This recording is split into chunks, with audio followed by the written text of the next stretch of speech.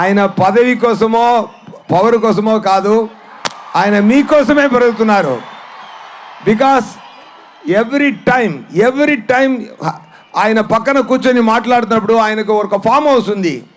ఆ ఫామ్ హౌస్కి వెళ్తే అంత పెద్ద హీరో ఎక్కడ వెళ్ళొచ్చు, ఫారిన్ వెళ్ళొచ్చు, జాలీగా ఉండొచ్చు ఆయనకు.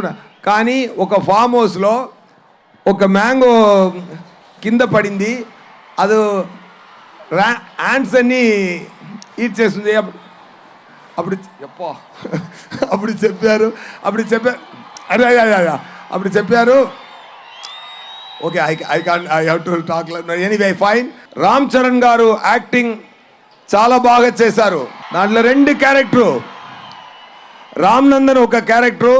రామ్ నందన్ ఏం చేస్తున్నారంటే పవన్ గారు ఫీల్డ్లో ఏం చేస్తున్నారో అది ఆన్ స్క్రీన్లో చేస్తున్నారు.